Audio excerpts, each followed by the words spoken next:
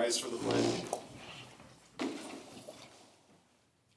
I pledge allegiance to the flag of the United States of America and to the republic for which it stands, one nation, under God, indivisible, with liberty and justice for all.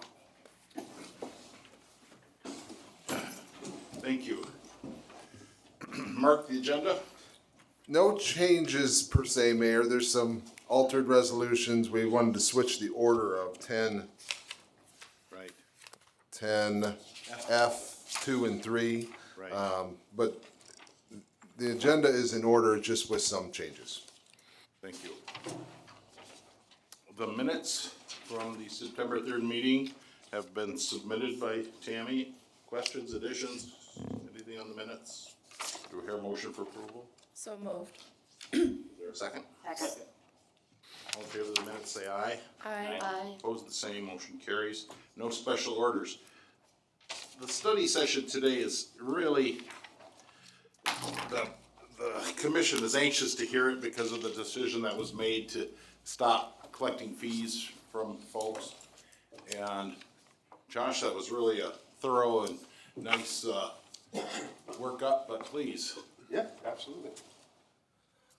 So I'll run you through real quick just some of those highlights and numbers, and then we can talk about some of the other topics that have come up as a result of that. But the 2024 pool season was a huge success. Primary goal being to increase the number of people taking swimming lessons and to eliminate any financial barriers that may have been keeping children from taking those lessons. In 2024, we saw an increase in attendance all around. We had an average number of people in attendance per day was 162. That was just for our open swims, lap swims. That was not including swim lessons.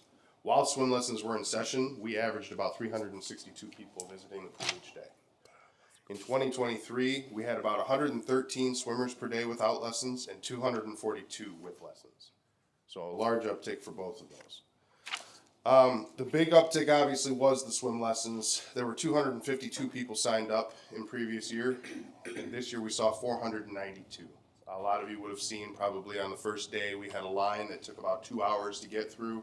Unfortunately, everyone heard free and everyone panicked and thought that we wouldn't have enough spaces. And by days 2, 3, and 4 for signups, you didn't have to wait 5 minutes to get registered. So we were able to get everyone into classes. No one got left out. There was a wait list because we did have to create classes, and the majority of those classes were for our youth, level ages 4, 5, and 6, or levels 1, 2, and 3.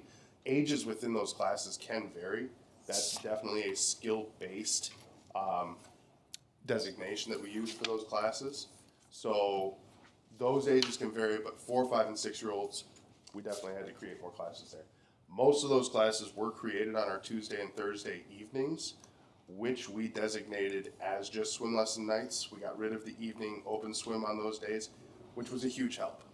The kids were able to stay focused a lot easier, and it allowed us to create those classes. We also noticed that we added the hour every day, staying open until 9 o'clock. And while we didn't get a lot of people coming in between 8 and 9, we had plenty of people sticking around until 9 o'clock to really kind of make it worth staying open longer. So we saw really good numbers there. Water aerobics was an astronomical increase in the number of people that signed up for it.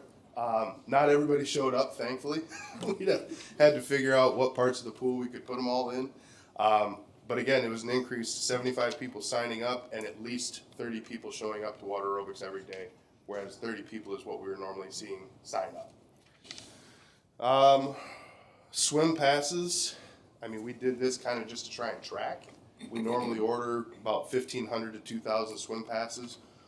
We were out of those within the first 2 weeks, and we ended up with a total of 2,500 swim passes being given out, and it still wasn't enough. So at that point, we stopped giving out swim passes, and we just tracked everybody that came in, knowing that there was a large number of people that were actually still coming in. A lot of out-of-towners, but very large number of community members utilizing the pool. So once again, 2024 was a huge success. We absolutely did what we set out to when it came to knocking down some barriers for people to take the swim lessons.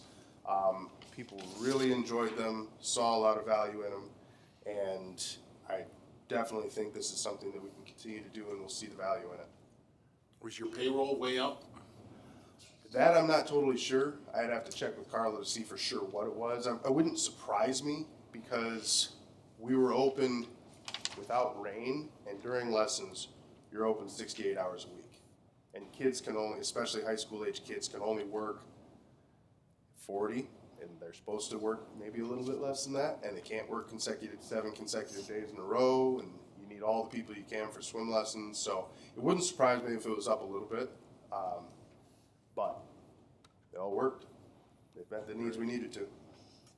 Did you have a lot of complaints? No, not a ton of complaints. Some things to sort out. Obviously, registration, we need to figure out a way to go smoother. I don't know if an online registration is the answer because there's so many questions that people have as to where does my kid belong, not fully understanding what level they should be signing their kid up for. But figuring out a way to get people in a little bit quicker. I mean, even day of, my staff and I were out handing out registration forms while people were standing in line before it opened, answering all those questions so that ideally once they came in, they were just handing them the sheet of paper saying, I'm doing this, and then getting their stuff laminated and walking out. But when you only have one station for people to actually register for, so that it's tracked a little bit more smoothly, it just slows things down. Other questions from commissioners? I have a couple. Please. So did you track the resident versus the non-resident?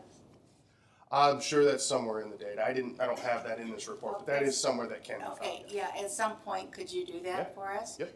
And then, this is probably a Carla question, but I would like to see the cost of 2024 versus 2023 for the season. Every line item that we have in there, just so we can kind of look at it and compare. Josh, it was easy for the commission to vote yes on the no fee, Yeah. and it was you guys and the park commission who had to do all the work and make it happen. And I personally am just thrilled with how it went and how many children may swim now and save their life. I think it was easy for us to vote yes, hard for you to come up with it. Thank you so much, and I appreciate it. I think all the commissioners, Yes, absolutely. it Oh, was it went, amazing. it went really, really well. We were very happy with how it went and very pleased to see the number of people that took advantage of it and got their kids in the water and got to learn how to swim.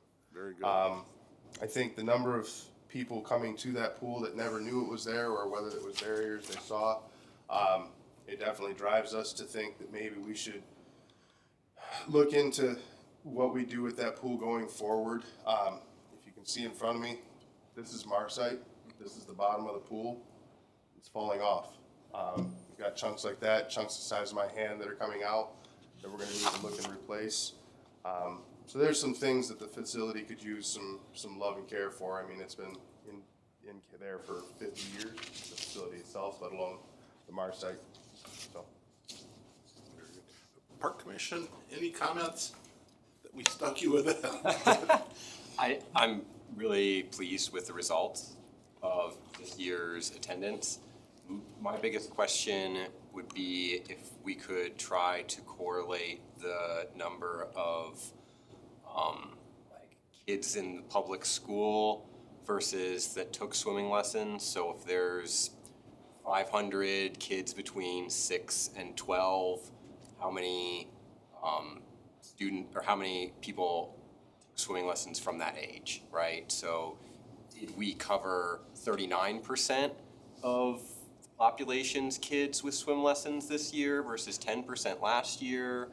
Just to try to see an idea of how many more kids can we reach? Did we reach the majority? Is there a lot more that we could reach? That's my biggest.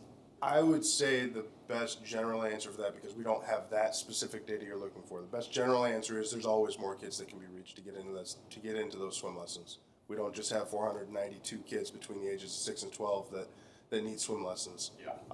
So there's always more that we can Yeah. get in there, and that's spreading the awareness and letting them know that, hey, this is an available resource for you. The number of times that I've heard it from the years that I've worked there, or even more currently, people don't know that we have a pool in this town.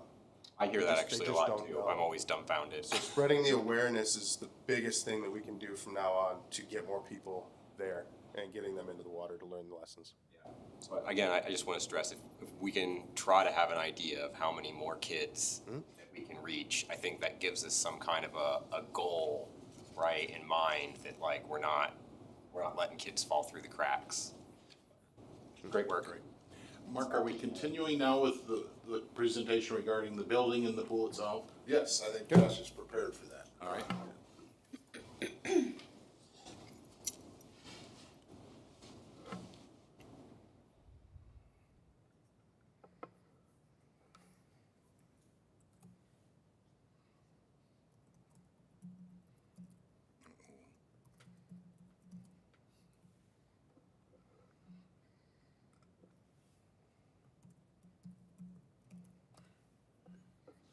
The guy came from that company, gave us an update last week, and it's screwed everything up. So these guys are scampering to try to figure out how to, so the update didn't work and he went on vacation. Is that accurate, Steve? Very accurate. So there's Josh struggling again. Mark, he might need your help. Here we go. So this is the estimate for the project that involves the facility. And we were given a budget estimate of 200 to 225,000.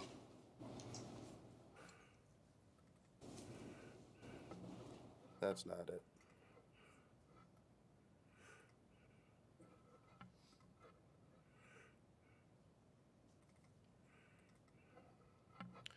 This is our concession area. And microwave, fridge, popcorn. Popcorn was a huge hit this year. Candy sales were also exceptional. This is the outside view of that. And then this is our checkers box. The baskets are not utilized. So that used to be you show up to the pool, you put your belongings in there so you don't take them out on the pool deck. You just remember the small number on the tag and then come back in and say that number and get your stuff back. Nobody likes to do that anymore. They like to just take all their stuff out on the pool deck with them, carry it around with them wherever they go.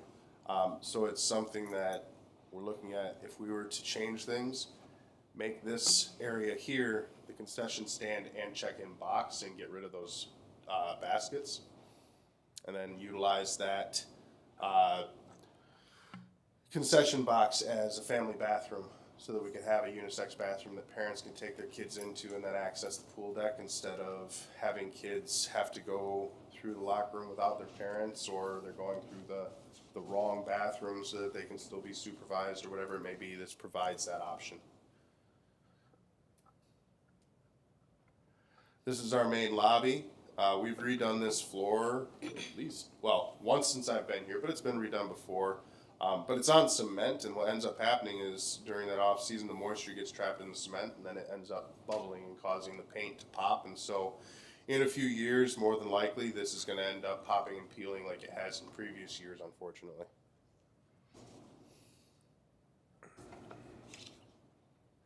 This is some of the Marsite damage that we're looking at. It's just a breakdown of the Marsite by the handrails. It's starting to crumble and fall apart.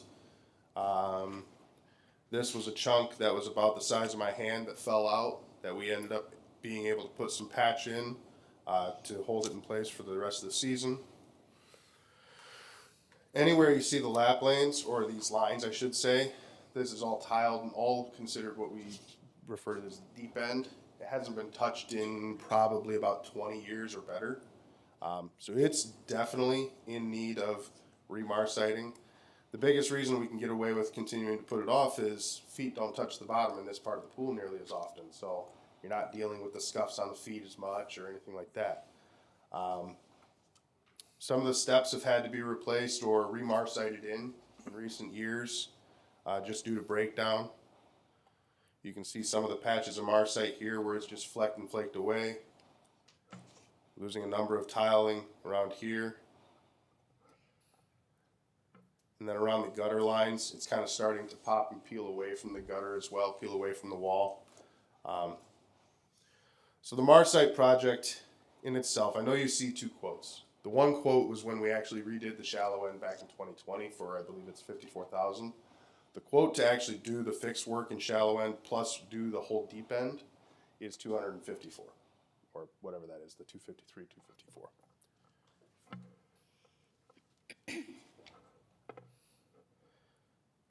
And then we've got, these are design layouts for the facility work.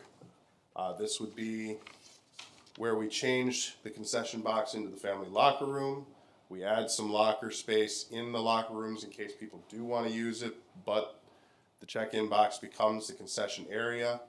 And in the showers, we actually changed the shower setup so that it's not tower stations where you've got four showers around one tower.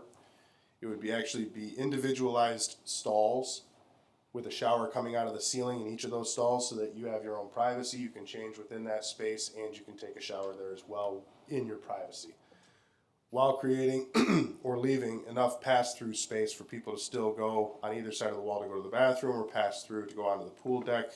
Also doing the same thing on the women's side as well, eliminating the tower showers.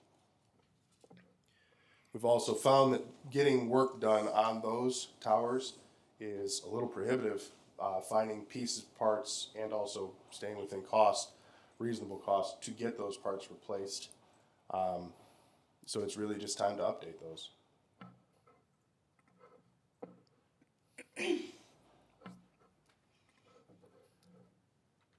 I believe design 2 is the same. Yeah.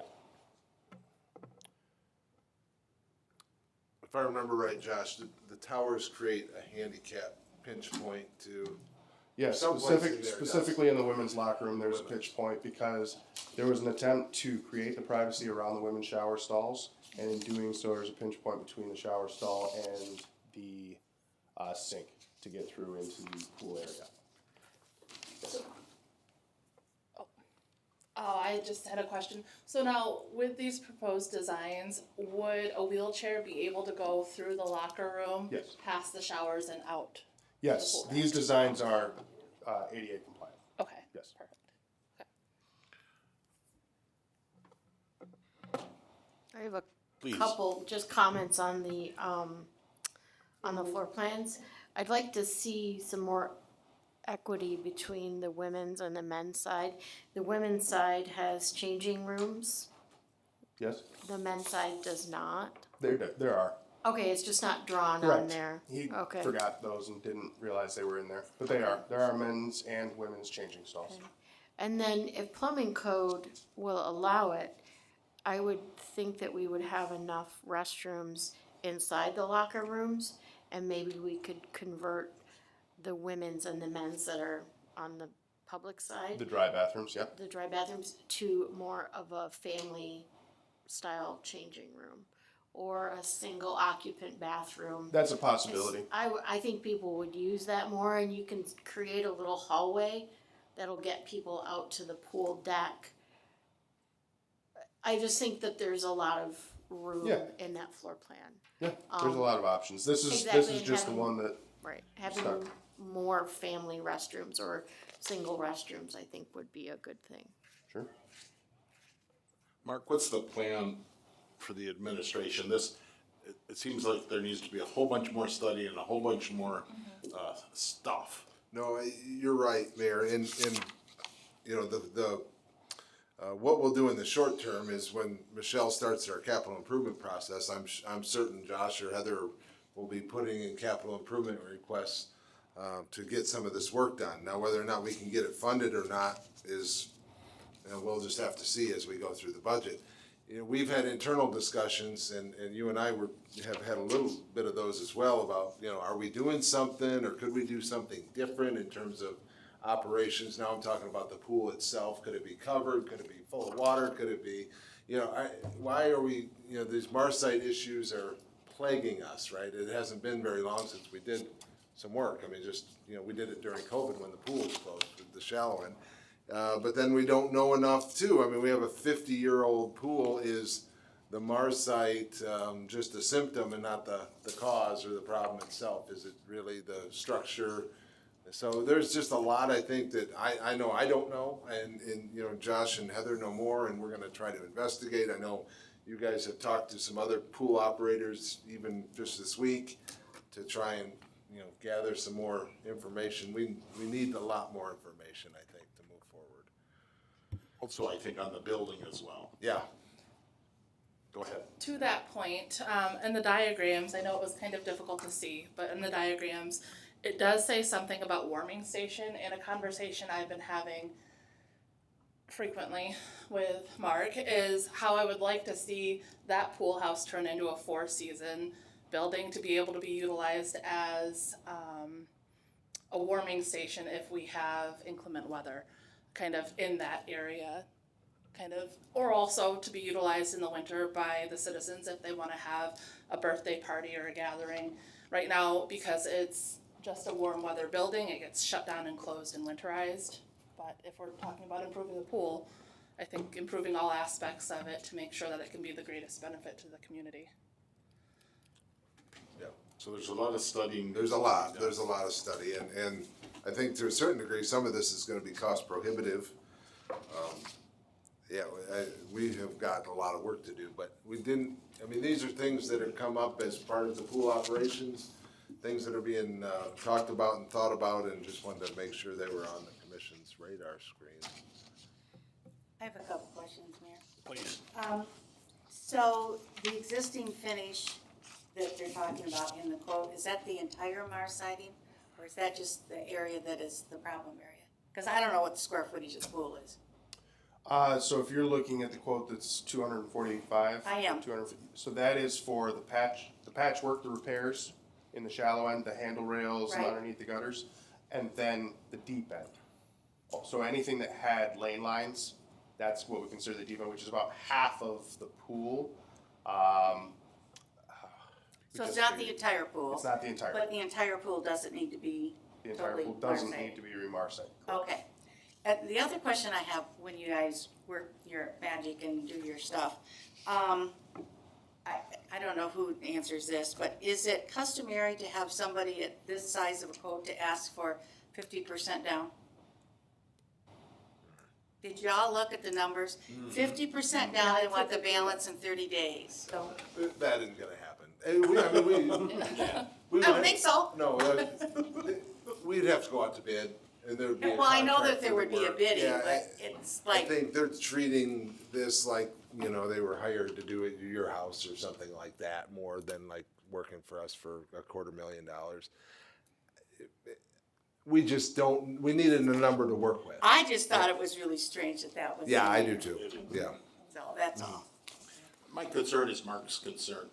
Big chunks of Marsite pop off all the time. Does that mean what's beneath or behind the Marsite is a problem too? Does water get behind, expanded with the ice, and then pop the Marsite? So in other words, maybe it's a bigger problem than we might even know. Is that? It's a legitimate comment. We have to do some homework over the course of the winter time. for our So slopes. the Parks Commission will guide you all? How's that gonna work? Well, I met with them last week and I gave them a similar report that you just received. And I told them that I would get back with them and our findings with talking to other municipalities. Thanks, Josh. So public pools, you don't put liners in, you Marsite them, is that correct? Really depends. I talked to Trenton Township, cause I had a working relationship with one of their people. They have a large pool, 350,000, we're 400,000. They're an outdoor, in-ground, and they winterize the exact same way that we do. And it's Marsite. If you have a liner, you keep the water in it because the water holds the liner in place. Right. If you have Marsite, you don't keep the water in it because the water gets in the cracks, it freezes and expands, it causes more issues. Above ground pools that are not liner, but they're just above ground pools, you keep the water in because it holds the walls up. So we're in line with what a lot of municipalities do when it comes to, we have a Marsite pool and we don't keep the water in it, we winterize it the same way. And is that the most cost-effective way? With this pool, with a pool this size, I would say it probably is. Again, have to look into it more, but I would say it probably is. Okay, thanks. Other questions from the public regarding the pool? Please, Wendy? 530 Winter Avenue. I'll have to do it. Yes, please. Have we thought about doing, since you're gonna look at what's causing the damage for the marsh site, what it's called? Marsh site, thank you. Have we thought about looking into an indoor one, so we can use a pool in the winter? For the future, I'm not talking like tomorrow. About, A lot of people talk about it when we hear that. I hear it all the time. Yes. I heard it all the time when my kids used to go there. And Ferris is just, everybody says, well, we got Ferris. Well, it's just not easy accessible for the residents. It's designed for the students. So I was just wondering if maybe work on a future project to make it indoor pool, or maybe an indoor pool that goes, where you can go out. That's just my opinion. Thank you. Others? Please. I do sit on the Parks Board and I raise the roof. I try to suggest a roof over the pool every chance I get. It's a big dream, but you know, retractable roof would be great. I Googled just how long does marsh site last, and you only get like 8 to 12 years out of it. So if it's been 20 years since the entire thing has been done, it could be that there are things that are chipping it up, but it's probably just the lifespan. That would be my guess. And so, like, you know, as a city, we just have to expect that every 8 to 12 years, we're probably gonna have to do a lot of maintenance. I don't know if there's any avoiding it, unless we use different materials or, I mean, something drastic. Haven't we been tucking away some funds every year for the pool? I don't know what the pool Not every year, fund but yes, we have balance been. Wherever is, but, possible, we've tried yeah, to it's, just I don't put think some there's, away knowing that. I don't think there's a lot in there, there may be some, but. It's a pretty rare town of 8,000 to have a pool of that size and quality. I mean, the city should be applauded for that, and the Parks Commission and Heather and Josh, because it's not common. Certainly. Yes, please. Real briefly, Scott Heron, 720 Marion, and the current chair of the Park and Rec Board.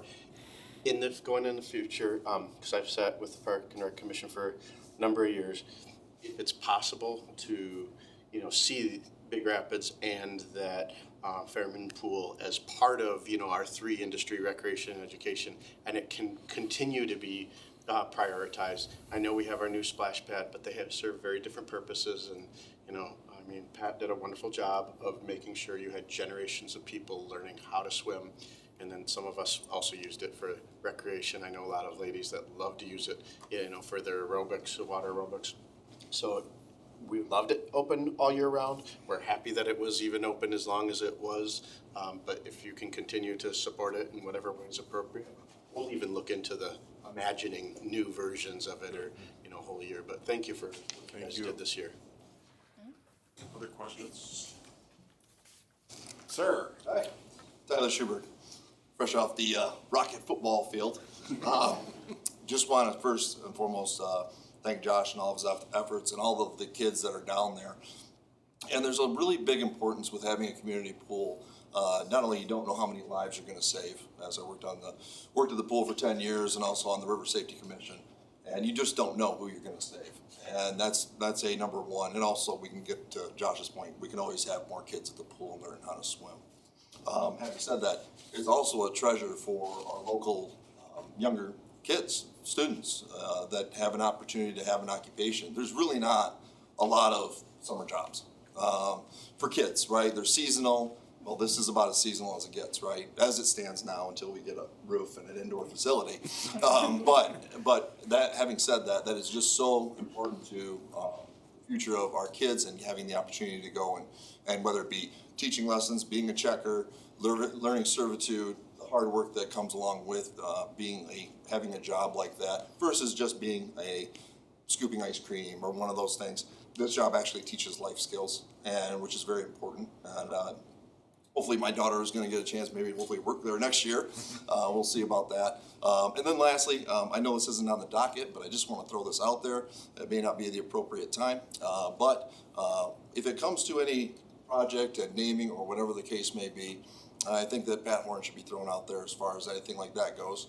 And that is also in lieu of making sure that Charles E. Fairman, Dick Young, the people that have donated to this in the past are also honored some way, shape, or form in the inside. to whatever degree that means. But I think that should be something that should be strongly considered.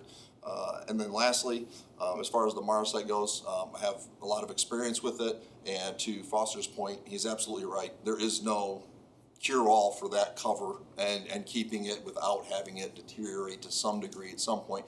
And you never know in that pool what section's gonna go next. It's just what it is, but I do not know what is behind it. I don't know if there's any other issues with that, and that's not my expertise. I just know it's always an ongoing issue, so. But thank you for your efforts, and thank you for the conversation about what's being had with the pool. So thank you all. Tyler. Others?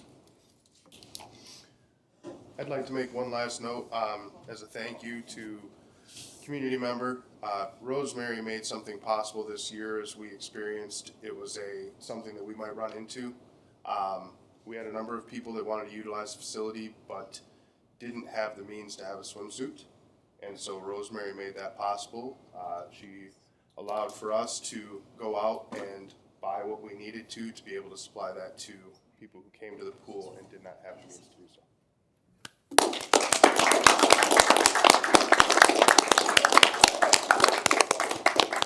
Thanks, Josh. Moving right along, the monthly financial report.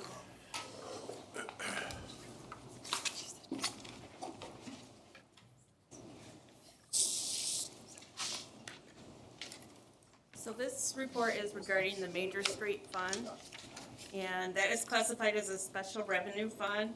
And what that means is that those funds are used by governmental entities to collect proceeds from certain revenue sources, and the use is restricted to specific purpose or activities. The main source of this revenue is gas and weight tax, which is Act 51.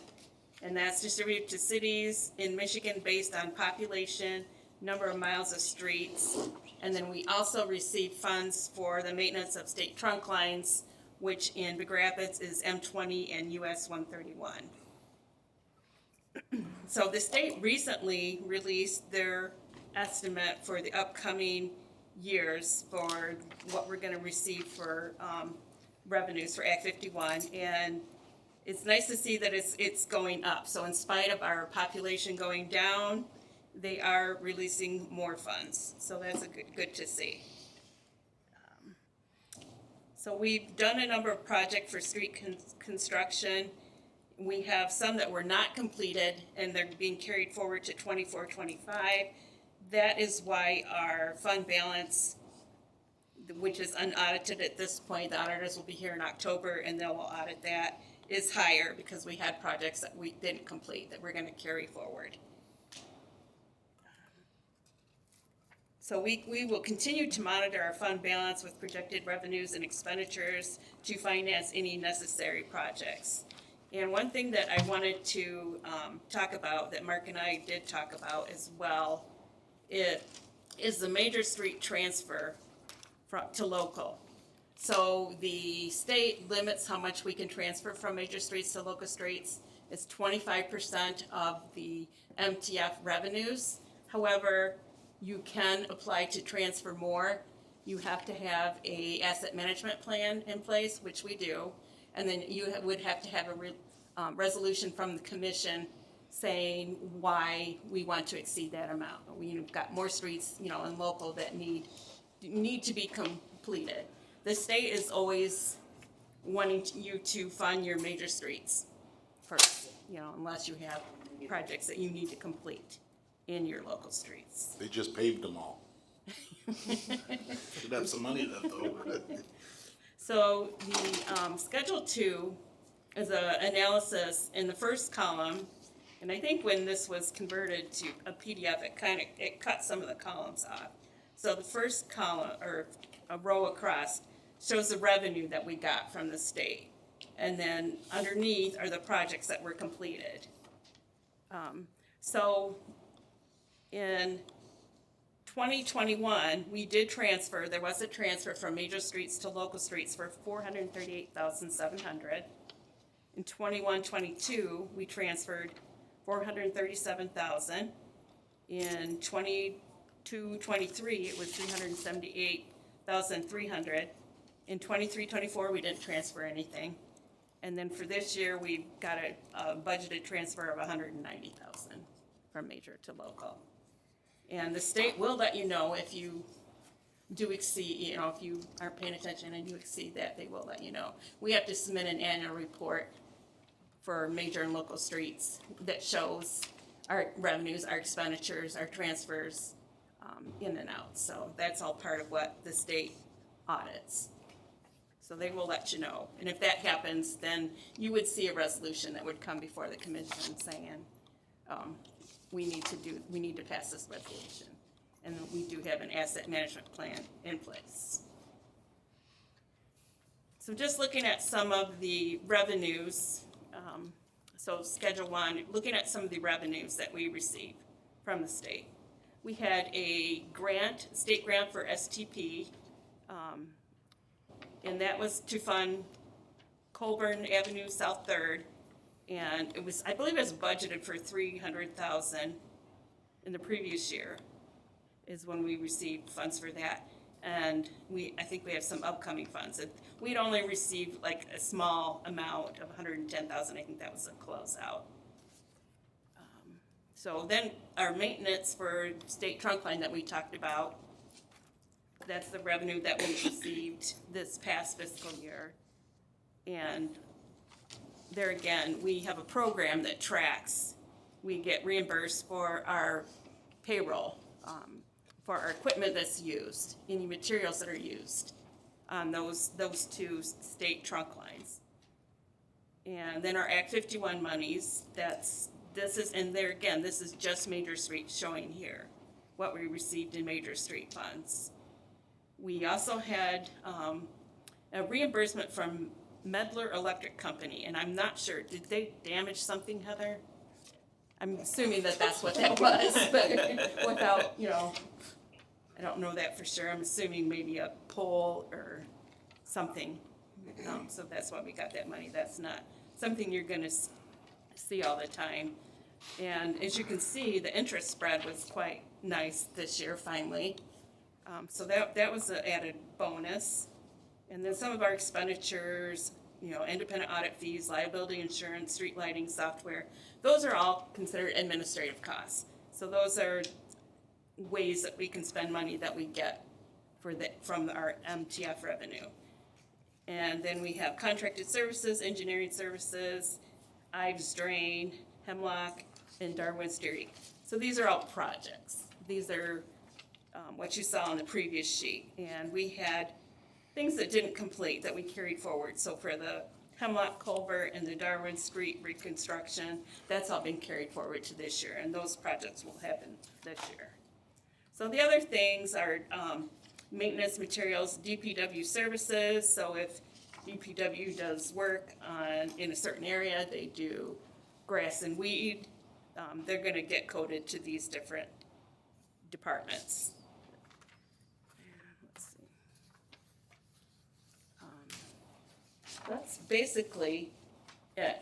I mean, I could keep explaining some of these other things, but it's all split out. So are there any questions on Major Streets? I have a couple quick Sure. ones, I promise. Maybe next week. Carla, the unaudited, 2024, the 893,993, you said that was high because of carryover projects that didn't get done. Correct. Approximately how much of the carryovers have been carried over? Just One was for 190,000, I believe, and let's see, what was the other one? I think I have it listed here. like together, maybe 300,000, Yeah. 400,000, something like that? It's just shy of, a little under three. Under 300,000? So you're still gonna end with a fund balance of almost 600,000? Yes. Okay. And then when you were on the Schedule 2, it's 25% of the gas and weight tax, right? Right, the MTF funds, Okay. revenue. Major and local together. Oh, that's what this is? I mean, No, this is just major showing here. okay, But when you're doing that calculation, it's major and local added together.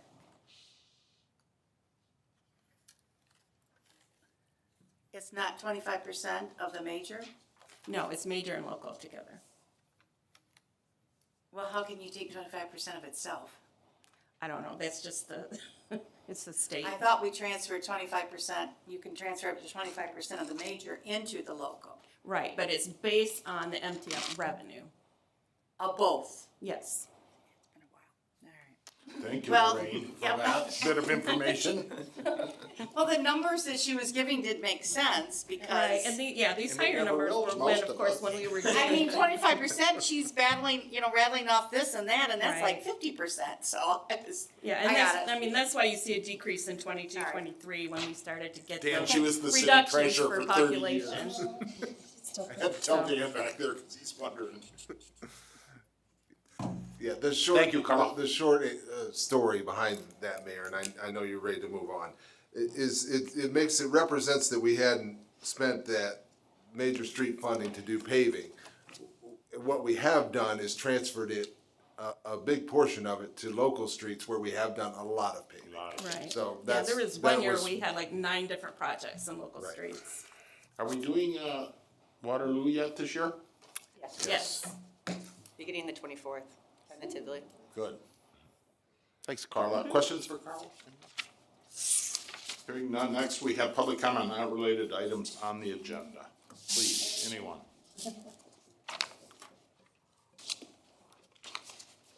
Hearing none, I'm gonna move on. General business. We have to talk to the Vice President of Government Affairs from Ferris over the new liquor license problem, which we already voted for once. Yes. Must have been a problem, Dan. Please, Dan Eichinger. Thank you, Mr. Mayor. Good evening, Commissioners. My name is Dan Eichinger. I'm the Vice President for Government Affairs for Ferris State University. Yes, this item will look very familiar to you on your agenda. A couple of years ago, the City Commission approved a resolution in support of a liquor license for the Eisler Center, which we'd applied for. The application was denied, not because there's anything wrong necessarily with the application or the facility, but there is a section of law that we applied under that lines out or sort of lists out facilities that can be covered under basically automatic licenses, which is the category that we were going for here. The Eisler Center was not listed at that time because when that statute was written, we never intended to have events with alcohol at the Eisler Center. I think at that time we still had the Holiday Inn and some other locations. So over the last year, we updated the statute to now include the Eisler Center, and so we have to reapply for that same license with the Liquor Control Commission, which we're ready to do. That statute was amended in the spring and signed into law by the governor in July. So we're ready to go with a new license, and we need a new resolution from City Commission in support of that. In support of that application, if you choose to do that. Appreciate your consideration of that, and I'm available to answer any questions that you might have. Dan, is the Eisler Center then gonna have as many alcohol inclusive events throughout the year? Used to be 5, and then it was 7, and then now it's going to be all the time, like weddings, etc. It's not limited to numbers. I hesitate to say to be all the time, but we wouldn't be bound by sort of the number of like one-day license type things that you would, that has supported events at that facility in the past. Good. Questions from commissioners? Public? Do I hear a motion for the resolution? So moved. Second. There's a motion and a second. Further discussion? Call, please. yes. Johnson? Yes. Yes. Simmons? Yes. Yes. Thank you. Thanks, Dan. Feel free to go home and see the kids. Thank you very much. Thank you. Good to see you. Bye-bye. Next is a resolution regarding the Big Rapids Housing Commission. Mark, background, please. So we've had numerous discussions. We had a work session where the commission gave some direction to Brad Fowler on some changes in terms of the city's interaction with the Housing Commission. One of which would be the appointment of their board members by the mayor and endorsed by the commission, which currently is where city manager does the appointments. And the second thing was bringing forth any time that a letter of support is needed or requested from the Housing Commission of the city, that would then come to the commission for review and discussion. So those are the two items, Brad, I believe that are. One more, the third one would be included with the annual report that you already should be getting. The Housing Commission would be required to supply you with their audit as well, which they conduct annually. Questions? The request to have wasn't for the mayor, it's for the city commission to appoint the board members. As of now, I appoint them, but they all have to be approved by the city commission. So it's just the way we appoint every other committee here at the city. So we decided to use that same method for housing commission. It was my thought that a non-elected official, city manager, should not be the one appointing people to that very important commission. So I kind of let it, but I think this makes good sense. Any other questions or comments on the other two issues? Linda, anything? Doesn't really affect me at all for the most part. All stuff we're already doing, right? So that's good. Okay, anybody else? Anyone? Is there a motion for the resolution regarding the housing commission? So moved. Support. There's a motion and a second. We have further discussion. Hearing none, roll call please. Johnson? Yes. Rhodes? Yes. Hammond? Yes. Gunther? Yes. James? Yes. Thank you. This next item is a resolution naming the trustee and alternate trustee to the members of the West Michigan Health Insurance Pool. Is Jamie talking, are you talking, Mark? I'll start, Mayor, but I'm sure we'll need Jamie's broader expertise as we get into this. So back in August, the commission hired, so to speak, Gallagher as our third-party administrator of our healthcare. That was a recommendation from our healthcare committee that the city has, which is represented by all the union groups and non-bargaining and so on. And the primary driver of working with Gallagher was their participation or their facilitation of the West Michigan Health Insurance Pool, self-funded type operation that in theory will lower our costs. That was the attractive part of it to the committee. And as part of that work, they have a board of trustees. So the first resolution that you have is naming a trustee and an alternate trustee to the board of trustees of that pool. Jamie would be primary, and then I would be the alternate if I needed to fill in. So that's the first resolution, Mayor. I think Commissioner James and I met this morning. One of her questions was, how big is this? And maybe Mayor, you asked some of this as well. 188 public entities participate in the pool, 18,000 public employees, and that's about up to 43,000 if you consider all the family members. That's how big this pool is. So I don't know, you folks know more about this than I. If that's big, small, seems big to me, but as a way to spread out. What kind of entities are in there? Yeah, that's what I was. That's a lot of schools, I School, believe, other Jamie. municipalities. Township. There's other cities, there's some other cities. Cities. Am I missing something? I think that's a lot of what it is. It's been When very is your popular. group restudying this to see if it worked well? Do you have a Well, evaluation in a year, or what do you kind of? well, Jamie, maybe this is where we need you. I in previous iterations of this, we get a renewal every year. I'm assuming there's some type of system where we would receive a renewal annually.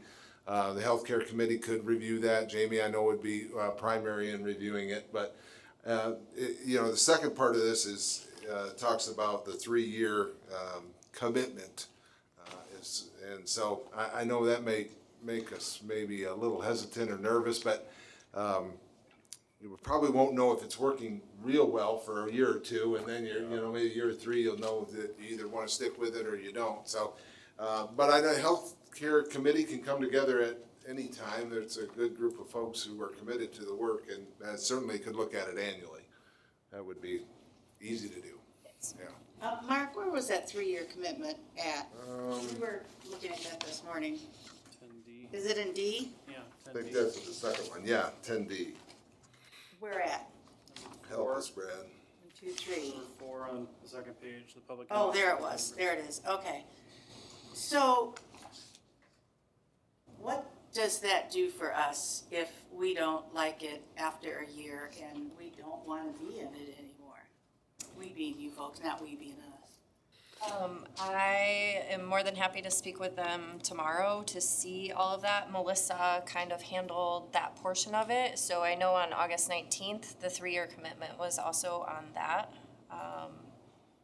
We elected to go with Gallagher. We hired Talk of Gallagher that as for well. a 3-year contract. Is there anything, Brad, that? In their contract, there wasn't like a 1 year with an extension, it was a flat 3 years? My understanding, yes. Everything that I have as well. What does that do for us if I we do mean, something like this? so you're, We, go ahead. we can potentially renew with them as mutually agreed annually up to the additional 2 years. So every year we'll be able to talk to them and make sure that this is the route that we want to go and then go down that route. But that's not what this says. Yeah, we need Brad here to help Yeah, us. I mean, it's a, you're committing to participate in the plan for 3 full years. I just know that health insurance changes, and anybody that's worked in the field of health insurance knows that happens. Right. I am very hesitant to do this and commit the city for 3 years. I like what Jamie said, which was It's the 1 rolling. year and then Rolls. it rolls, and then the second year and then the third year. Yeah, I mean, adopting a resolution can always be undone. It's the, if you enter into a contract, that's more troublesome to get out of. But this is a contract, is it not, or no? This There must be a is contract that goes with This this. is a resolution right here that you're looking at. Yes, I know this is a resolution, but The agreements were sent to you in email. Yeah, there's a bunch of. Agreement and the there's their bylaws. Bylaws. Drive. pages and pages. Jamie, So- 150. I mean, is it ultra critical that this is considered tonight, or could we have somebody from Gallagher visit with us next month? Ken, I just again want to note, because I have the resolution pulled up from August 19th. It did speak about the healthcare period for 3 years, starting September 1st through December 31st of 27. And then it says, and potentially renew as mutually agreed annually for up to additional 2 years. That's with Gallagher, right? Yes, and that was from the August 19th. But that's pretty typical what the insurance committee had been doing, right? Like with the Gallagher people, Yeah, strategic. yeah. Are they still called the third-party administrator? What are they called? Like Gallagher, what is Gallagher? Agent broker. Agent Agent? roles. Mayor, I would I suggest can- we could, I'll we find could have this on our agenda in October, and we could ask somebody from Gallagher to come and. Well, I don't know, I'm just mean, one we're- person. What do you? I would entertain a motion, like We can just let it fail for lack of motion. yeah. You don't have to make a motion. Yeah. We can just Yeah, let I would it entertain fail. that. Is there a motion to approve the resolution regarding West Central Michigan Health Insurance Pool? Hearing none, motion fails for lack of support. No, I don't get it either, Mark, and I was in healthcare my whole life. Yeah, Mayor. okay. Just for the record, no motion failed because no motion was made. So Right. there's just nothing. The idea failed, my friend. You have to be able to understand him, I understand. Perfectly. Perfectly.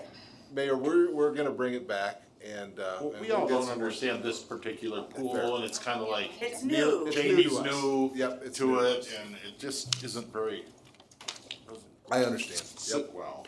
However, did we vote? Are we saying that did you call question C and D under general Yeah, there's business? 2 different resolutions. Which C one is what we did. Is, Was it C or well, D? that, C. I think really that's D that would be. I think that was D that you called the question on, Mayor. Yeah, 'cause I that did, was yes, originally. Did we do C, C? C was for the trustees, Oh, but not for called, not yeah, right now. called for a motion. But really, I think, if we're gonna, we might as well table both C and D and. I think you're correct, because if, well, I don't know, it They go doesn't hand matter, in they're two hand. separate Right, things. they go hand in hand. Might as well do Go both hand at in the same hand. time. I'm just, I guess I'm just asking for clarification from Tammy. Do you need us to do both, or is what we just did fine? I think what you would do is if you wanna postpone, you do it not table, cause table is something you bring up. You can do a motion to postpone to a date certain, or a motion to postpone until You can certain. let it sit. You can just say, yeah, I mean, you can just not make a Lack motion. of motion. Totally understand, but there's two items. Right. So we've And done we're it for doing the this first both one, on the other we can one. do the same process for the second one. Yep. All right. So for C, is there a motion? Hearing none. For D, is there a motion? Hearing no motion, we'll leave it for now. Next, grants. Tammy, this is all you. I hope it's Great. clearer. No writing.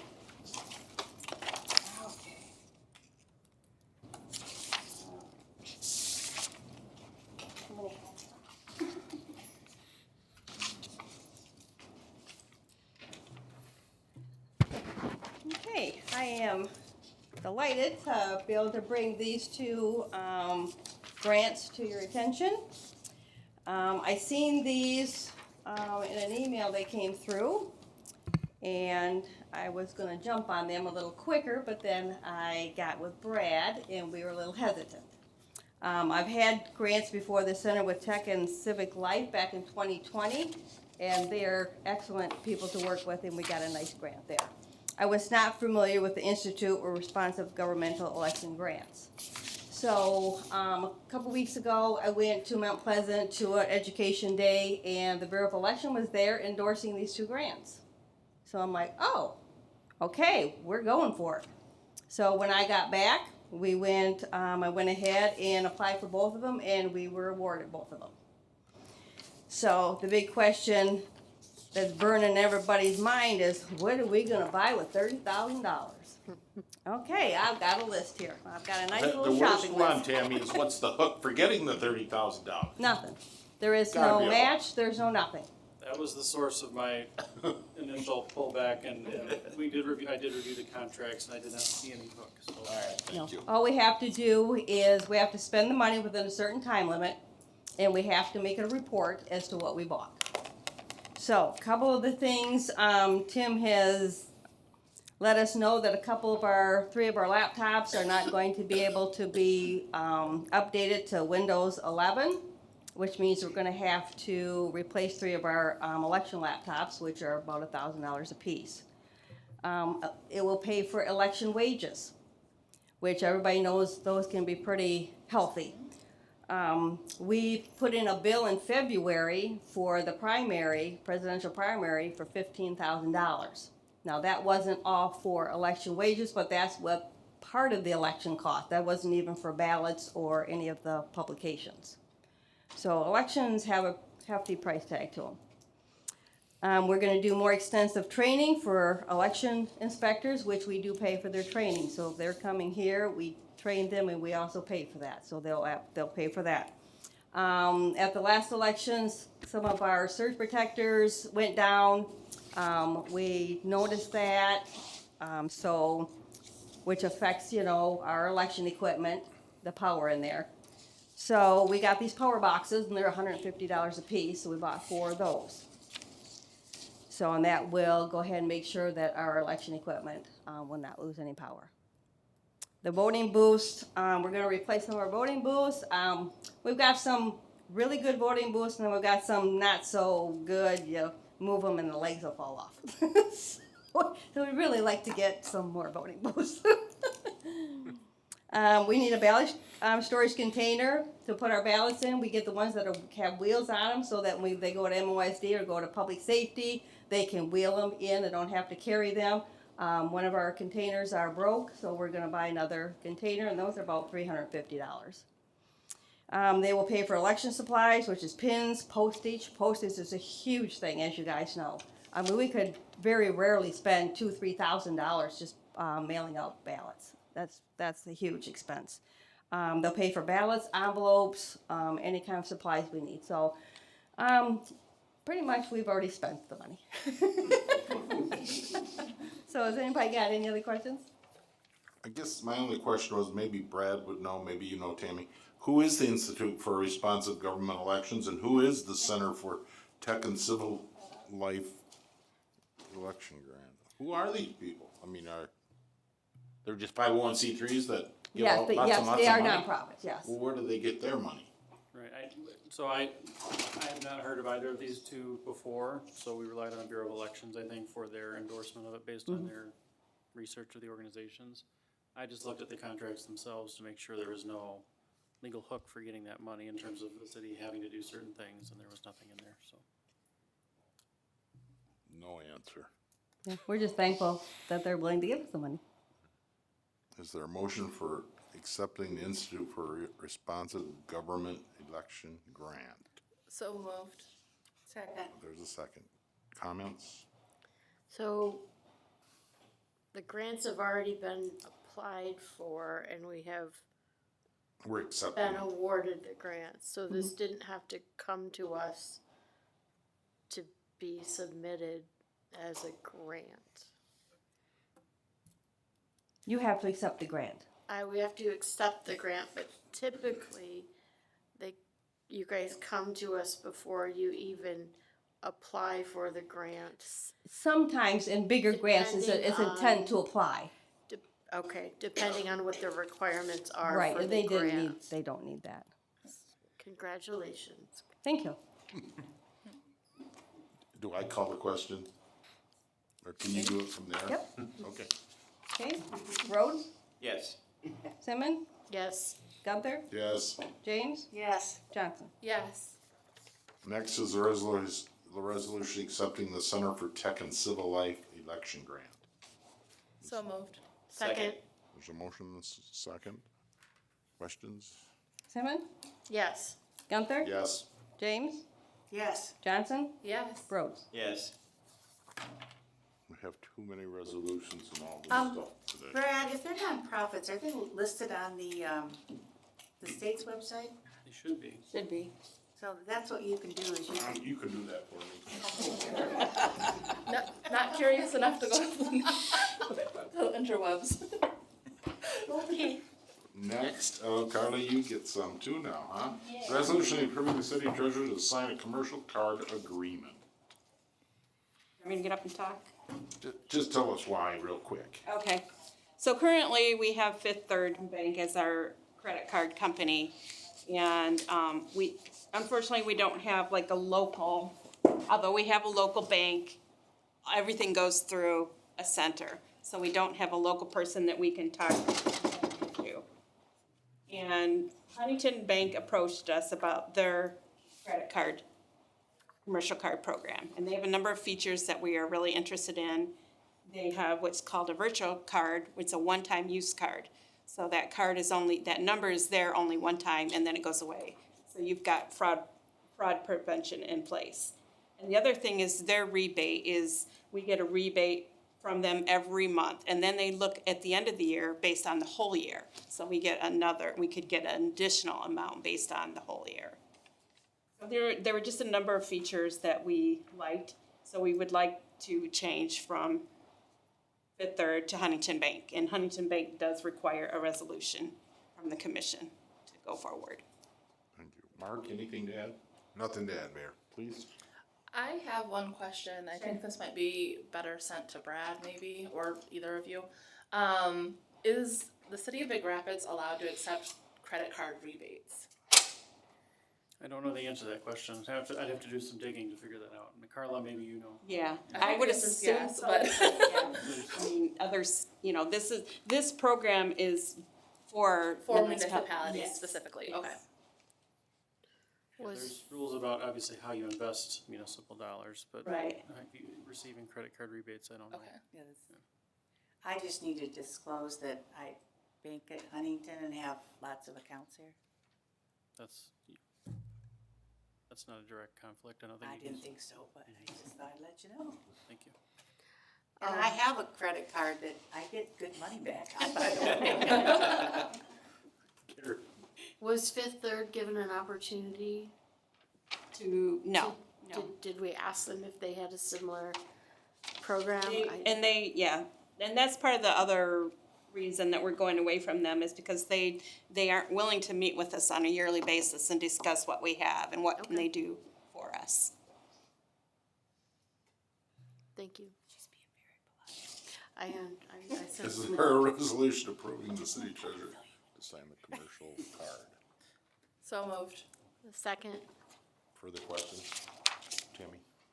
James, Yes. Johnson, Yes. Rhodes, Yes. Simmons, Yes. Yes. Next, we reverse the order of the next two resolutions. The first one is the one labeled number 3, resolution to approve the addition of the Michigan Cooperative Liquid Assets Security System as an approved investment option. Carla, why do we wanna do that? There again, they approached us, and actually, the county recommended, Sherry got a hold of me and she recommended them. So that's what kind of started me, and then, so we asked a representative to come and give us a pitch. So we liked what we heard. We do have some funds right now. You know, we don't want to keep all our eggs in one basket, so we have some funds that we would like to invest differently. Mark? They meet all the requirements for a local government to invest. Nothing to add, Mayor. Who's that company? The Michigan Class, that's the name of the company. That's the name of the company? Yeah.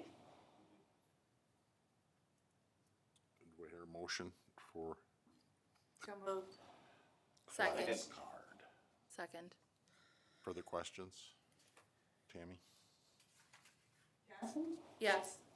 Yes. Simmons, Yes. Gunther, Yes. James. Yes. Next, resolution adopting the revised city financial dealers and institutions. Mark or Carla, whoever's. I can address that. So we're removing PNC Bank from our list because we no longer utilize them. We had them when we were doing Innovative with our income tax, when that was going down to Eaton Rapids to be processed. They were depositing funds into PNC Bank on our behalf. So we no longer do that, so we're moving that.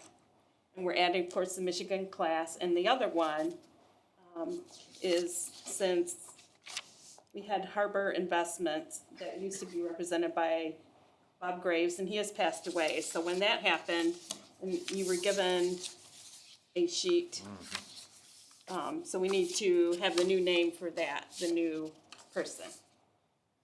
So that's listed there as well as Assure in Kalamazoo. Thank you. Is there a motion for the list of financial dealers and institutions? So moved. Second. Further discussion? Tammy? Yes. Simmons, Yes. Gunther, Yes. James, Yes. Johnson. Yes. Next, we'll move to Public Works Resolution awarding the bid for the Hills of Mitchell Creek Booster Station. Mark or Heather?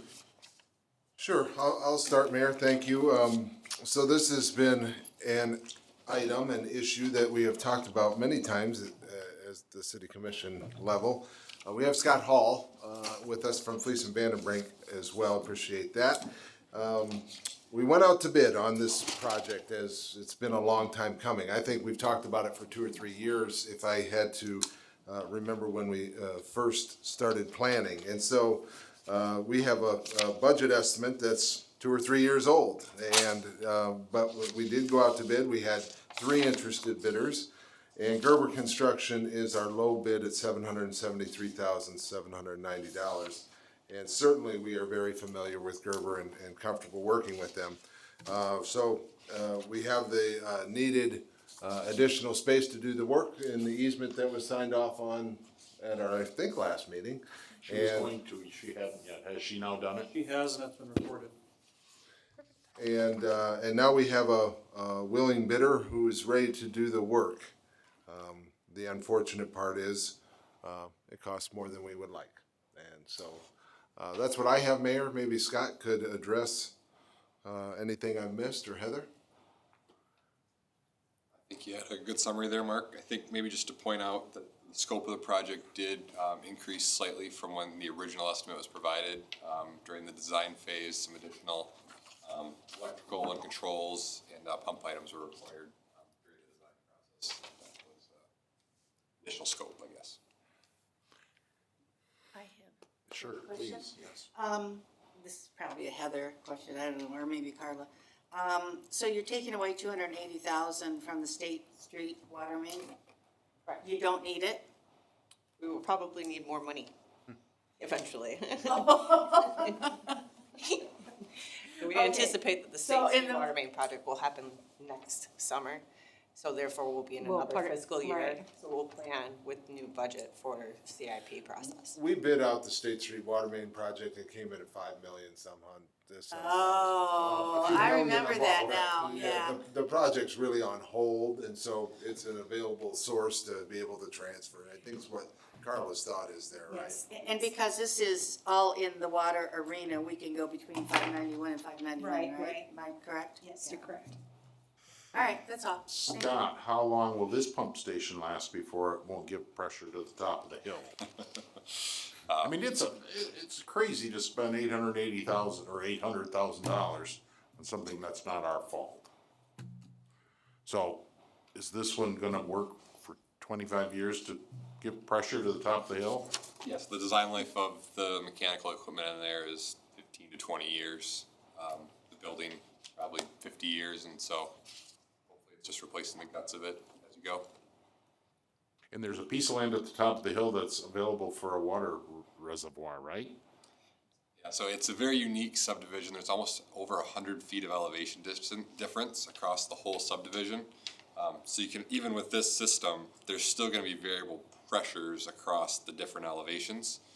But this is the recommended solution for consistent pressure is what we're going for. And it should be noted, Mayor, and Commissioners, I don't know if we talked about this, but, it's, you know, sort of to your point, Scott, the lower level, the ones, or some of those houses closest to the pump station have to actually have pressure reducing valves. Oh, geez. Because you know, to get the pressure at the top of the hill, you're providing too much at the lower level. So there's a sort of complex issue. In order to utilize that tower lot you were referencing, you actually have to have multiple water mains running up the hill and then back down the hill. A bunch of different pressure zones and 2 booster stations. So it really would overcomplicate. It's a challenging situation, but this is what we think is a modest approach to regulate the pressure the best we can. A lot of houses going in there right now. I think there's 4 or 5 new ones since we first started talking about this. The question is, Please. I've been here many, many years. Is Mitchell Creek in the city limits? No, it's a township, entity. Oh, so we're up with the township again. Mark, I've asked that question so many times and he's tired of answering it, so I didn't answer you. I realize, can we do a water assessment so they pay for it? I realize we're supposedly responsible for this. Yeah, it's not, And it right. probably was the annexed part from, I don't know, 100 years ago. No, I don't think it was detached. Well, I mean, it probably was part of the proposed annexation, but it was not part of the detachment. Oh, okay. So, yeah, this is, I mean, you have to take your city boundary hat off and put on you're running a utility, right? And everybody who's connected to the utility, in theory, is equal. We're all the ratepayer, whether you're inside of town or outside of town. And because the money is segregated there, you know, rates are what support the water system, not taxes, right? So anybody who's connected to the system is equal. That's the theory behind your question. So a water main replacement in front of our house, right, which would happen not that long ago, was not charged in any special way to you or I. And that, in theory, would then apply to anybody who's connected. And, yeah, I remember that from my urban planning class. Now, yeah. Okay, thank you. Except if you figure out how long an $80 water bill for 25 houses will have to be billed to make up for 800,000. It's a long, long time. And they don't pay Forever. our property taxes. Yeah. That's the other thing. Correct. Anyone else, questions regarding this? When was the last budget estimate done? About 2 years ago. So why is it so far over budget?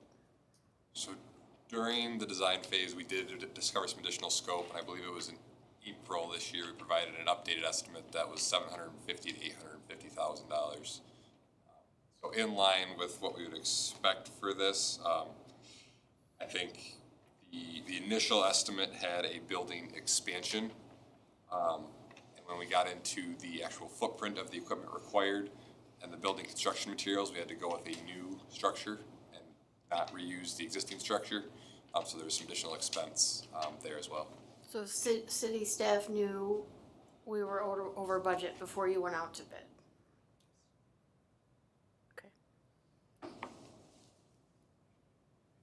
Further questions? Is there a motion for the accepting the bid for Hills of Mitchell Creek Booster Station? So moved. Second. So motion and second. Further questions, comments? Mayor, I think this may be one of those projects that's been carried forward a number of times too. So where this was budgeted was 2 years ago. So you could tell us that it's over budget, but I mean, what are you necessarily supposed to do about it? Right. It is, I don't think it's any secret to think that we didn't think $500,000 was enough. And I have given direction to all of the staff, they can look and hopefully nod their heads, that as we do budgeting in this year's CIP, the length of time it takes us to complete a project, I don't know how else to do it other than to pad the numbers, right? In this bidding environment.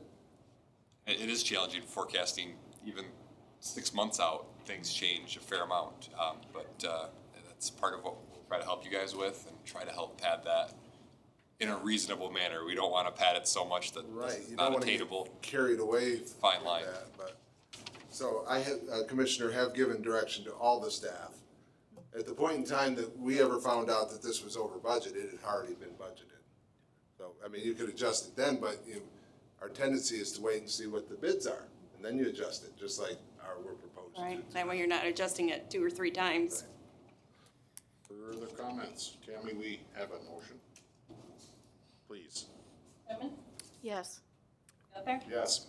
James? Yes. Johnson? Yes. Yes.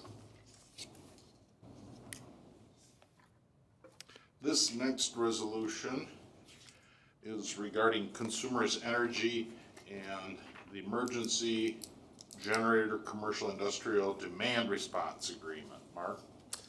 Yes, we've participated before in this program in which Consumers works with high energy users who have generator backups to be available to their needs in terms of high energy use times. Hot day in the summer, big demand throughout the area, they will come to us, ask us then to help them by running our systems off our generators. And in return for doing that, they provide financial contributions. I think it's estimated at $6,500. Yes. Is that a flat amount whether we do it or not? Correct. That's what I thought, so. So that pays for the natural Fuel. gas to run generators? Yeah, right, yeah. And the theory is similar to the one they want you to put a thermostat in your house, so they can turn your air conditioner off too. Is that the same idea? It's the same program, yes. I participate in that program. It's they come in, they install a box during peak energy times. You'll get a notification saying, you know, we're gonna say from 4 to 7. It happened a couple weeks ago. From 4 to 7, your air conditioner will still run, the fan will still run, but they basically shut down so you don't use as much electricity. So. Does it work, David? Oh, it works. It works and it helps, and they also give me a little kickback on my bill for participating in the program. So, yep, it's a great program. I mean, when Mark was telling me about this, I was like, oh, I do the same thing at home. Right. I mean, they offer it to the residents too. It's not just commercial property; they do it for residents too. So because they need energy. Yep, they're just trying to save. Yeah, trying to save every little bit they can. Do we have a motion for the Consumers Energy Program. So moved. Second. And further comments? Tammy? Yes. Johnson? Yes. Yes. Yes. Gunther? Yes. Oh, the backflow. Seems like we do this every year. This is the backflow one, where the guy comes in and inspects your house and says, go ahead, Mark. So this is a program that is required by the state of Michigan for municipal water systems to have measures in place to protect the system in terms of any loss of pressure that might induce a backflow from somebody's private property into the water system that then could go on and contaminate other areas or other people's homes or properties. And we hire a company, HydroCorp. We've actually worked with HydroCorp, I would say 35 years. I mean, Lorraine might, I think it's one of the longest running continuous relationships I think the city has. It does ruffle feathers, and it has, and it continues to. And that's just the nature of the work that they do. We've had some inspectors who are a little better at dealing with that conflict than others, and I think we try to get better at it all the time. And HydroCorp has always been responsive when we need.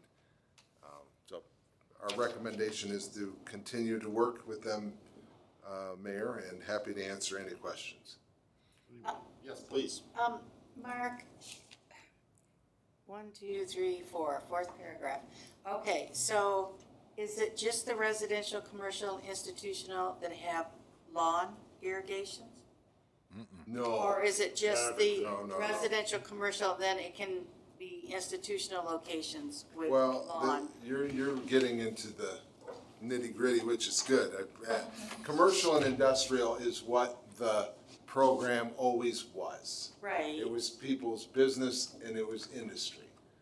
There has been a push over the last 5 to 8 years that the state wants it to be residential. And we as well as other municipalities across the state have pushed back. And they have entered into the residential arena by dealing with irrigation systems and outside spigots. So somebody might have had something left at their house or something. They want to do everybody's home. And that, we haven't gone there yet. But that's the state, I mean, that's what they envision is this program would do everybody's property. Where it has historically been commercial and industrial properties. They want to do it, they want to inspect it, we don't want them to, but we have to pay them to do it? Do I have this right? Sort of, I think. I mean, we pay them to do the commercial industrial program, which is done. Right, but I mean that, Yeah, I got you. in simple terms. Yes. Okay. Just Oops, go ahead, please, Just another Amanda. follow-up question. Would this as written require our citizens to comply with this? Well, Or, this has been ongoing. right, So, yeah, I mean, I think we are gonna continue to work with HydroCorp and the state folks who come and do our sanitary inspection. It has a name, that's when we get dinged on this, is when the state Eagle person comes and reviews our water system data, front to back. They will talk to us about, you need to do more residential, you need to do more residential. We are, we're Is this trying. one of those ones that I called you on because I had a business that called and complained to me that somebody came in? Oh, I'm sure. I think it was Probably, about a yeah. year all ago, the yeah.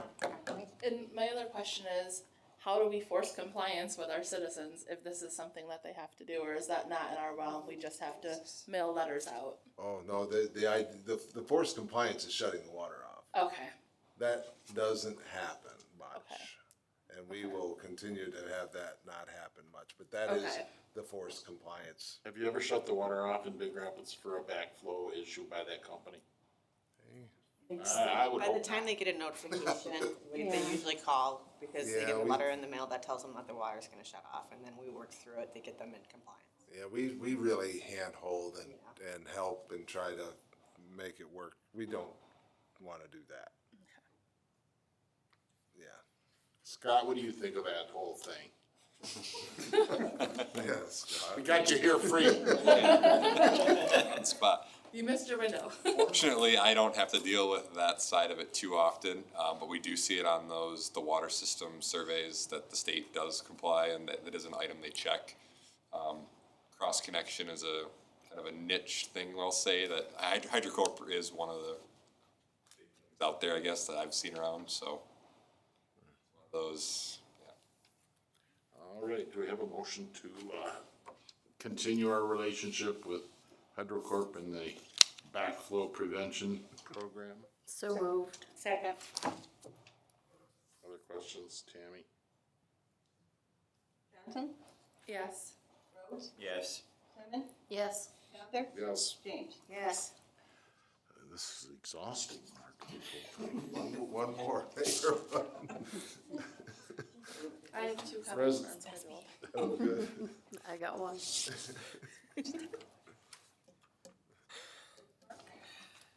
Where's Jake? How do you get out of this? He's climbing a ladder, footnotes. The last resolution is an ordinance and has to do with the limits of poisons in our wastewater.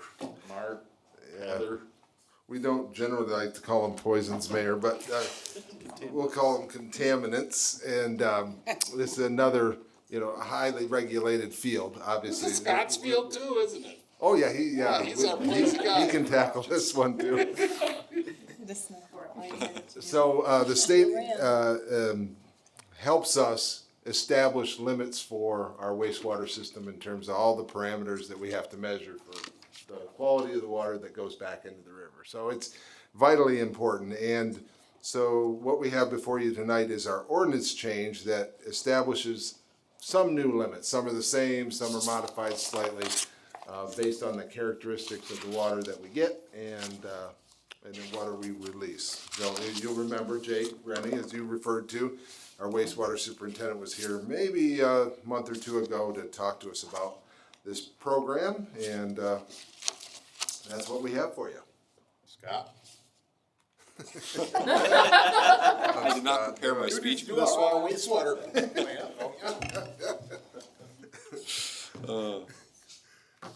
Yes, this is something that's good to be reviewed every so often, and it's keeping a check on all your industrial users and making sure people are disposing of proper items in the sewer system.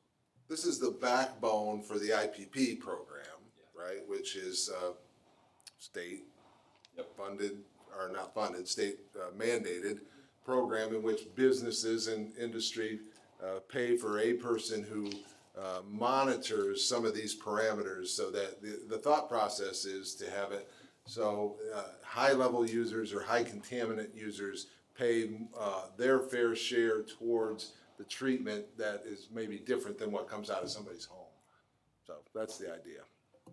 Or don't discharge something that could Kill the bugs. kill the bugs, We don't pollute the wanna kill the environment bugs. past the plant that we don't treat for down there, or anything like that. Takes 4 votes, it's an ordinance to, regarding the local limits on wastewater. Do I hear a motion? So moved. Is there a second? Second. Other questions? Jamie? Yes. Simon? Yes. Gunther? Yes. James? Yes. Johnson? Yes. I think the business is almost done. Rosemary, don't you have something nice to say? It's been a long, grueling meeting. Say something good and nice and kind to us all. Thank you for the flowers that are gone. It's really naked without our flowers. It doesn't look good. Anybody have any? I have 2 things, Please. Mayor. So the first one is a little bit of housekeeping. I see at the bottom of our packet, it still has Melissa's name instead of Jamie's, as the ADA coordinator. And then the second thing, which I feel very strongly about, is we recently, in the city of Big Rapids, lost a community member who had dedicated a large portion of her time and energy and resources to helping our youth learn how to swim, Pat Horan. I have had the pleasure of being her neighbor, and she had taught me a lot of things about being a new homeowner, and she really kind of took a lot of people under her wing, and if you needed something and you came to her, she would help. And I just wanted to make a comment that we lost a very valuable member of our community when she passed away. Thank you. So. Others, comments? Good with the group? Have we heard back from Big Rapids Township regarding the updated contract review, revised proposal, anything, any communications from them regarding the fire department? They signed the 60-day agreement. Big Rapids Township signed the same one that the commission approved. We had an initial, what I'll call a committee meeting, which is the mayor, Carmen Bean, Steve Schroeder, and I. We had our initial meeting. We have a draft long-term agreement. We went through it. We made some changes. That's now in Brad's hands. He's gonna have that back to me maybe the next couple days. We have another meeting on Friday. That's where we stand. Okay, do you have a timeline that you've put together, other than it needs to be done by 60 days? Yeah. That's for sure the main timeline. Yeah, we, so our meetings in October are the 7th and the 21st, Tammy, I think. I would really like to have it in a final form on the 7th, so as though if something wasn't right, didn't feel right, like, kind of like tonight, I mean, you run into things that they don't always go, so then we would have a backup. I don't know if that's possible, I don't think we are far enough along to know if that's possible, but that was sort of what I was hoping. But we have a ways to go to get there, so, yeah. What's today, the 16th? Yeah, so we'll, we have, hopefully we can have something in some form to you by the 7th would be a personal goal that, I mean, I haven't really talked to the committee much about that, but that was. I'd like to throw it open to the commission, cause I don't meet with them on a weekly basis as you do. How does the commission feel about a collaboration with the Big Rapids Township regarding fire protection? Anybody have strong feelings one way or the other, or? I talked to Steve the other day. I saw him at my place of business and we were talking, and I know he said that they were having a joint training session that night, kind of their first training session. I didn't get a chance to see him since to see how that went, but so they were doing a joint training session. I did talk to one of the other firefighters, I think last night actually, I saw her in the store, and she's saying things are going okay so far. It's just everybody's just kind of being real, kind of on their toes, just kind of, so they're just, seems like things are going good between the two so far, so.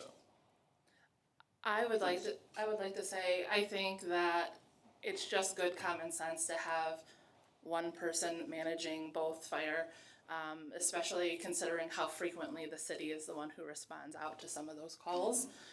I also would like to say that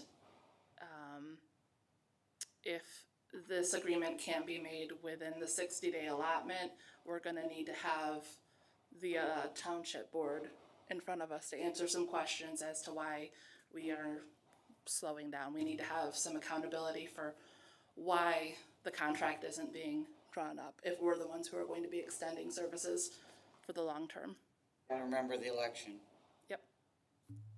They all change, therefore. Others? Gone. I think I've never been opposed to having the city and the township partner, especially in an agreement like what we're talking about. I didn't appreciate the timeline and the urgency of having to put a 60-day agreement in place. I believe the township could have planned that much better. What I've heard from people in the community seems to be centered around the compensation that the city would be receiving, and part of the funding for the Big Rapids Township Fire Department comes from a millage, right? So what happens, I think that millage is up in. Just passed it. Coincidentally, they just passed the millage, coincidentally.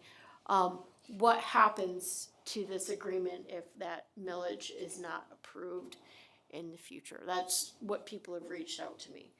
But I am not opposed to it. Other questions, anyone? Have they changed the millage over the years? One Been 1.5 mils, as long as I could, Hasn't 20 it? years, I think. a long time. But I think Karen has a legit point. If they see the city take over, it might be easier to vote no on a fire renewal millage. And if we're basing the compensation on that millage, then that millage is gone. Absolutely. I just think that there are a lot of details to work out in that contract. The thing that I'm a service and safety mainly, good safety for all residents in the community wherever they live. But here's the other thing that I always think of. We are almost always the first on scene. If it's in Big Rapids Township, we're first on scene. And if you look at the numbers, and Steve Schroeder has the exact numbers, and there's a lot of no calls answered in the township as well. And we're first on scene. And you know what we get paid for that? Nothing. And at least if we have an agreement, we'll get $300,000. That's the way I'm looking at it. Because right now we don't get anything, and that's not fair. I don't know, maybe I'm wrong. No, and we don't even, you guys are working on the agreement right now, so we don't know the dollar value. I don't want people to But get tied to that 300,000 and, yep. it's a real thing. So that is my opinion. Thank Very you for good. asking for Lorraine, it. anything? You know a lot of old timers out there in the township. No? I think it's a good plan. Anyone else? I think everybody spoke. I mean, there's going to be some years that 300,000 wouldn't cover if they need a new apparatus. Yep. Or there's a lot of maintenance, or, I mean, you know, there's a lot to it. Oh, yeah. But a lot of it boils down to what you said. We've done a lot with nothing coming back to Or us. nothing. Yeah, so. Anyone else? Going once, going twice, adjourn.